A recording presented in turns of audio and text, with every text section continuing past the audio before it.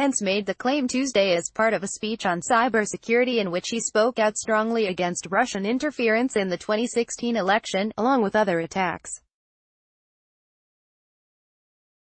News of the attack came just a week before the state's primary on August 7. Pence told the audience at a cybersecurity conference in Manhattan that the attack had shut down the county's election network. Less than 2 weeks ago, Finney County, Kansas, reached out to DHS for help after a malware attack forced them to shut down not just their election network, but the entire county's network, Pence said. Federal officials worked hand in hand with the county to identify and ultimately eliminate this dangerous intrusion.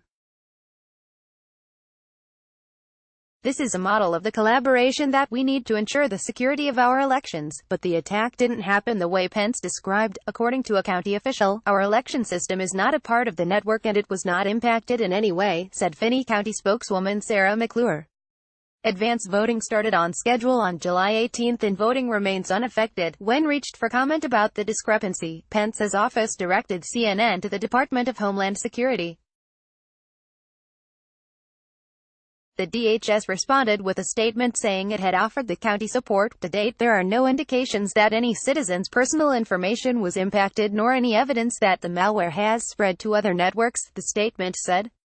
It added, however, that does not mean that other state and county organizations were not subject to the same infection. An administration official said there was no difference in what Pence and McClure had said. What the vice president and Finney County said are consistent. The vice president was referring to election systems in the broader sense to include the people, processes, and things that help to administer elections, the official said. The small county in Kansas was forced to shut down its network twice in July after discovering it had been attacked, county officials told CNN. But the election system was not connected. The county was infected by two different types of malware called TrickBot and Amodit. The malware, which works as a credential harvester, was supposed to worm its way through network shares, according to Rod Blunt, Chief Information Security Officer for Kansas. It's just an unfortunate event. Malware happens, and malware is harder to prevent than it used to be, Blunt said. Officials said the county was not the intended target but rather collateral damage. The county first noticed the malware on July 12. A computer outside the county's network had been hacked, resulting in the email address book becoming compromised. Soon after, Finney County officials said, the attack caused local computers to lock up, and they shut down the infected computers to clean them out.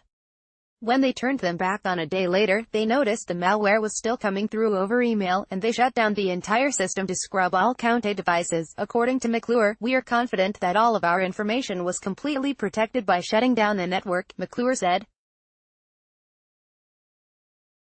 In response to the attack, county officials are implementing more user training and tightening email filters and the firewall, officials said.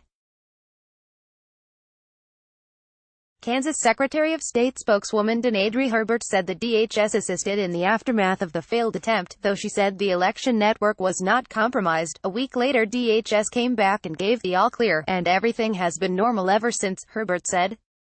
The voter registration system was never involved. It's maintained by the state. News of the latest hacking attempt comes as intelligence officials continue to point at Russian hacking attempts along with plans to combat cyberattacks.